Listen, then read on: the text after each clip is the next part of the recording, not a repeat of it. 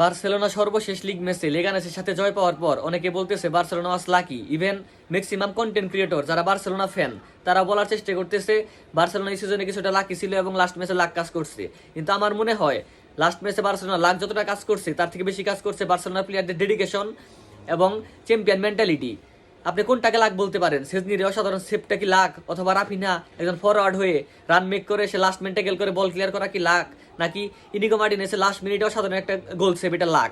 এগুলাকে আপনি লাক বলে প্লেয়ারদের পারফরমেন্স ছোট করতে পারেন না। হ্যাঁ, আপনি বলতে পারেন লেগানেসের প্লেয়ারদের ফরওয়ার্ডদের ফিনিশিং কিছুটা ভালো হলে পারতো, তার জন্য আপনি শুধু লাক বলে বার্সেলোনার প্লেয়ারদের পারফরমেন্স ছোট করে দেখতে পারেন না। অলরেডি বার্সেলোনা চ্যাম্পিয়ন্স লিগে ডটমুন্ডের সাথে ঘরের মাঠে 4-0 গোল লিড নিয়ে নিয়েছে। আজকে সিগন্যাল ইদুনা পার্কে ডটমুন্ডের মুখোমুখি হবে আজকে রাতে বার্সেলোনা। আমি এখানে ডটমুন্ডের কোনো চান্স দেখি না। বার্সেলোনাকে আমি অলরেডি সেমিফাইনাল দেখতে পাইতেছি। আপনারা কমেন্ট সেকশনে আপনাদের আজকের ম্যাচের প্রেডিকশন জানিয়ে দিন। ধন্যবাদ।